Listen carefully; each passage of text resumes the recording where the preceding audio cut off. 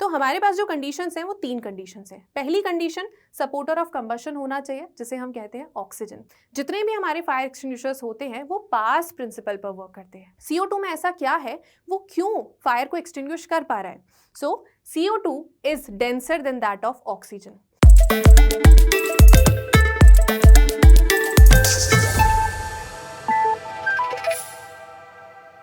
हम सब जानते हैं अगर कहीं पर कुछ इस तरीके की आग लग जाए तो सबसे पहला कॉल हम करते हैं फायर एंड रेस्क्यू सर्विसेज को, जिसका नंबर है 101।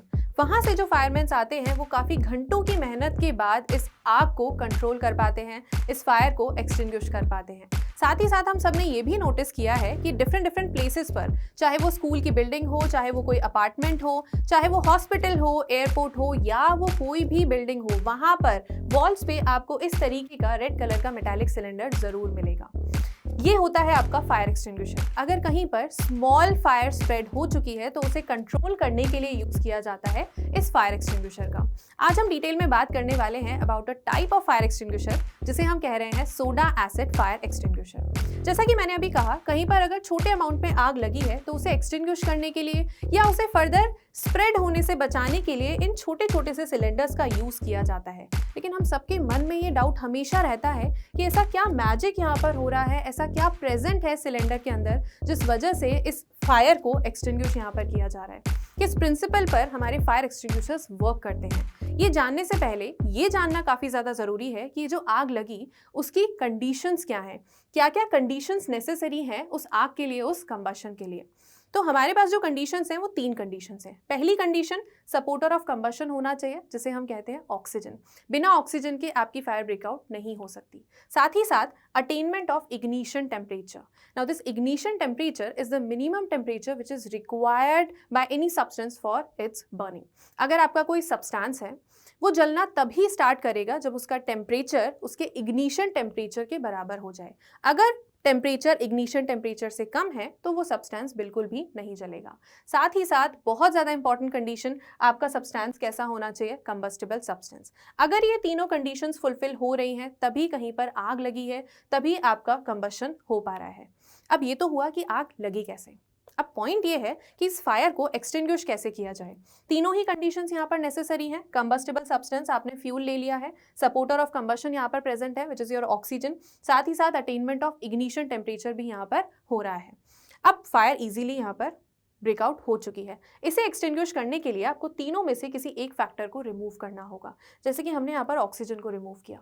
जैसे ही ऑक्सीजन को रिमूव किया, फायर एक्सटिंग्विश हो गई, क्योंकि it's not very simple to remove this combustible substance. तो जनरली जो आपके फायर एक्सटिंग्विशर्स होते हैं वो किस प्रिंसिपल पर वर्क करते हैं, या तो ऑक्सीजन को हटा दिया जाए या फिर जो टेम्परेचर है वो इग्निशन टेम्परेचर से कम हो जाए। दोनों ही कंडीशंस में आपकी फायर जो है वो एक्सटिंग्विश हो सकती है। अब हमारा जो आज का टॉपिक है वो है सोडा एसिड फायर एक्सटिंग्विशर। तो इसकी वर्किंग के बारे में समझते हैं कि ये जो फायर एक्सटिंग्विशर है वो एक्चुअल में किस तरीके से वर्क करता है। तो जैसा कि अभी हमने देखा, कुछ इस तरीके का रेड कलर का मेटालिक सिलेंडर होता है और इस सिलेंडर के अंदर कुछ केमिकल्स प्रेजेंट होते हैं। उन्हीं केमिकल्स की वजह से हम इसे बोल रहे हैं सोडा एसिड। तो हमें आइडिया लग रहा है कहीं ना कहीं यहाँ पर हम सोडा का यूज कर रहे हैं, and this one is your baking soda. साथ ही साथ हम यहाँ पर किसी एसिड का यूज कर रहे हैं, और जो एसिड हम यहाँ पर यूज कर रहे हैं this is your sulphuric acid. And as you can see यहाँ पर हमारे पास है safety clip, this one is your operating lever, यहाँ पर एक पाइप है और यहाँ पर है नोजल।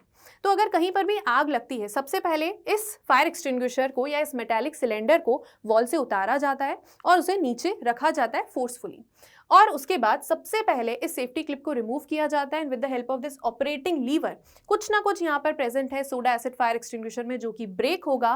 ब्रेक होने पर कुछ केमिकल रिएक्शंस यहाँ पर होंगी, रिएक्शन के बाद कोई ना कोई प्रोडक्ट यहाँ पर इस पाइप के थ्रू बाहर निकलेगा, और जो प्रोडक्ट यहाँ पर पाइप के थ्रू बाहर निकल रहा है वो ही हेल्प कर रहा है फायर को एक्सटिंग्विश करने के लिए। जितने भी हमारे फायर एक्सटिंग्विशर्स होते हैं वो पास प्रिंसिपल पर वर्क करते हैं। PASS means first of all you have to pull the pin.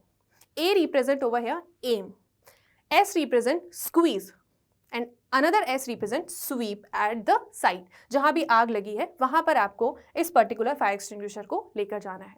चलिए अब वर्किंग समझते हैं कि सोडा एसिड फायर एक्सटिंग्विशर में क्या केमिकल्स हैं, क्या केमिकल रिएक्शन यहाँ पर हो रही है। सबसे पहले हमने यहाँ पर पिन को रिमूव किया। इस फायर एक्सटिंग्विशर के अंदर यहाँ पर इस ग्लास बॉटल में प्रेजेंट है सल्फ्यूरिक एसिड, अभी ये सेपरेटेड है, और यहाँ पर है हमारे पास सोडियम बाइकार्बोनेट, दोनों अभी सेपरेटेड है। जैसे ही आपने पिन को रिमूव किया, ऑपरेटिंग लीवर की हेल्प से ये ग्लास बॉटल ब्रेक हुई। जैसे ही ये ग्लास बॉटल ब्रेक हुई, इसके अंदर जो एसिड प्रेजेंट थी उसने रिएक्शन कर लिया है इस बेकिंग सोडा के साथ, सोडियम बाइकार्बोनेट के साथ। अब यहाँ पर फॉर्मेशन होता है कुछ प्रोडक्ट्स का, उन्हीं में से एक प्रोडक्ट है कार्बन डाइऑक्साइड गैस। तो बहुत ज़्यादा प्रेशर यहाँ पे क्रिएट हो चुका है due to the presence of carbon dioxide gas, और उसी प्रेशर से इस पाइप के थ्रू, इस नोजल के थ्रू आपकी CO2 बाहर निकल रही है, और CO2 हेल्प करती है फायर को एक्सटिंग्विश करने के लिए।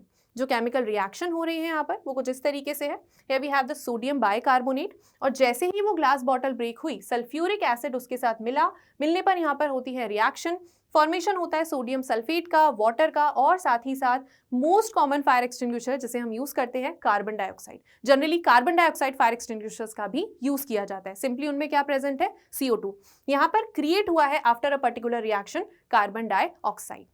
अब यहाँ पर एक और डाउट आता है मन में, क्या हम इस फायर एक्सटिंग्विशर को अगर इलेक्ट्रिकल इक्विपमेंट्स की फायर है तो वहां पर यूज कर सकते हैं? Answer is no.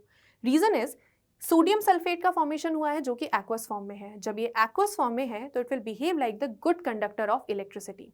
अगर ये गुड कंडक्टर है इलेक्ट्रिसिटी का, तो आप किसी भी कंडीशन में इसे ऐसी जगह पर यूज नहीं कर सकते जहां पर जो फायर है उसका ब्रेकआउट हुआ है इलेक्ट्रिकल इक्विपमेंट्स में या इलेक्ट्रिकल एरिया में, वहां पर आप इस सोडा एसिड फायर एक्सटिंग्विशर का यूज नहीं कर पाएंगे। अब यहीं पर एक और सवाल हम सबके मन में आ रहा है कि वाई CO2? CO2 में ऐसा क्या है, वो क्यों फायर को एक्सटिंग्विश कर पा रहा है? सो CO2 is denser then that of oxygen. Combustible अगर आपका कोई सब्सटेंस है, वो क्यों जल पा रहा है, कंबशन क्यों हो पा रहा है? क्योंकि उसे सफिशिएंट अमाउंट में ऑक्सीजन मिल रही है। CO2 बीइंग हेवियर, वो क्या करेगी, उस सब्सटेंस के ऊपर एक ब्लैंकेट फॉर्म कर लेगी। उस ब्लैंकेट की वजह से अब आपकी ऑक्सीजन उस कंबस्टेबल सब्सटेंस तक नहीं पहुंच पा रही है, और आपकी फायर कंटिन्यू नहीं है, और आपकी फायर अल्टीमेटली क्या हो चुकी है, एक्सटिंग्विश हो चुकी है। So this is all about this interesting soda acid fire extinguisher. Thank you.